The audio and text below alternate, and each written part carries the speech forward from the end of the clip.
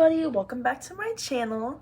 Today I'm going to be doing something a little different. I'm going to be talking about Sunrise on the Reaping. I've recently kind of blown up a little bit, not even blown up, just like some of my videos have been getting some good views on TikTok. I've been making a lot of videos about the Hunger Games, mostly Sunrise on the Reaping related, and so I thought I would bring it to YouTube. In this video, I'm just going to discuss some fan-made theories and just give you guys my thoughts. You guys can also discuss in the comments if you so choose. This is how I'm gonna get all of this out because currently I'm at university and none of my friends here have read The Hunger Games. So none of them have read the new book, and then my only friends who have read the new book are back at home and I can only talk so much through text. So this first theory is one that I thought of in the shower, then made a TikTok about, and then that one got around 200k views or something. Some people treated me like I was stupid and was like, duh, but then some people had wild theories. A lot of them I was like, no. My theory was that Lenore Dove's mother is Maude Ivory. Basically, it's mentioned that Lenore Dove doesn't know her mom or her dad, but her mom died in childbirth. And later, when Haymitch is led to the Covey graves by Burdock, we see Lucy Gray, and we obviously know what happened to her based off the ballad book. And there's also Lenore Dove, which we also know she died of the gumdrops right before this. However, Maude Ivory's grave is there.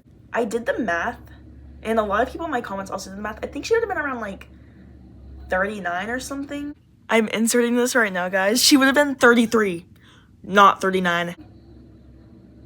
Which I know some people were saying that people had children really young in the districts, but it wouldn't necessarily be impossible, I think, for her to have it at that age. It also makes sense because Lenore Dove was raised by Tam Amber and Claire Carmine, and I mean, obviously they would have been with Maude Ivory, so it makes a lot of sense how they could have just automatically assumed like custody of Lenore Dove and raised her. So while I don't feel like this theory is completely like canon and confirmed, I think it's very plausible. Next, this is a theory I saw on somebody's TikTok in like the comments, so I don't know who said it, but they basically said that when Haymitch was taken from the arena and put back into that like apartment thing where they kept him and the other tributes before the games, the reason he was only getting bread and milk to drink, which is what Snow was asking for when he was choking on the poisoned oysters, people were saying that it was because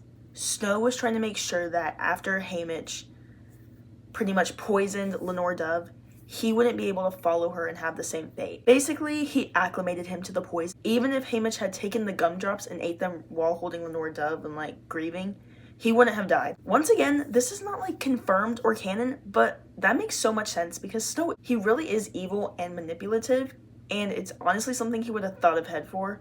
So I feel like that's also a very plausible theory. Somebody I think said this on one of my videos I made about Maysilee Donner, but they said basically that if she had spent more time training while they were at the training ground, instead of helping other tributes join the alliance by making their tokens and fixing them and stuff, that she basically could have defeated the birds and lived.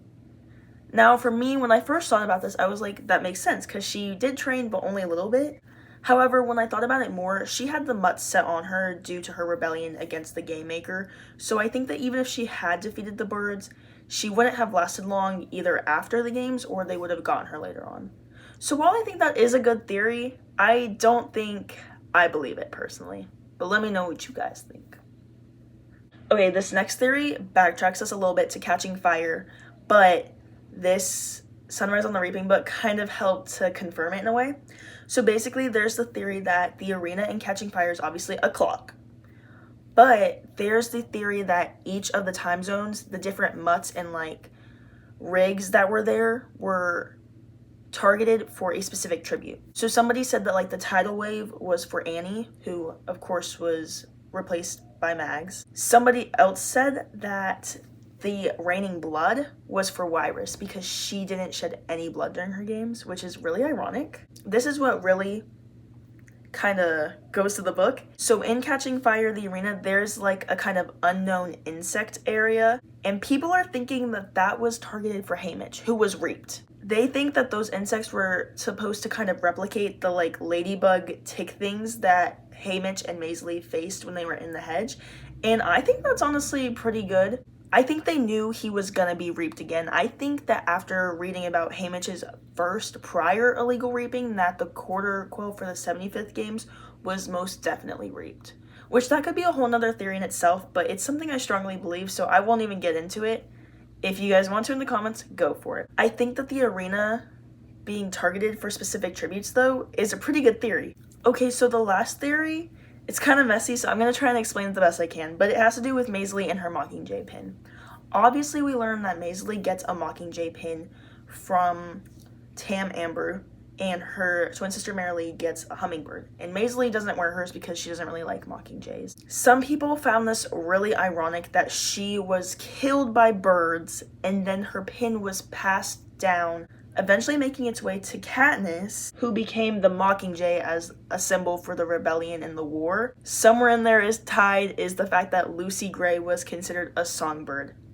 So basically what this theory is saying is that just like birds. Birds. Birds.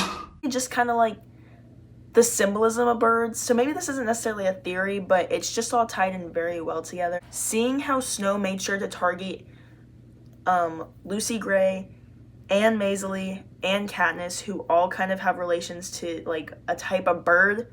It's just, dang, Suzanne, you thought this through. She was thorough with it. So maybe that one was less of a theory, but I did want to discuss it because I did think it was really interesting. And now we have like a third character that is in relation to birds. Plus just finding out like the origin of the Mockingjay pin was really cool. Thank you guys so much for watching. Don't forget to comment your thoughts on these theories, and if you have any other ones, don't forget to like and subscribe, ring that bell, and I'll see you next time. I forgot how to whistle.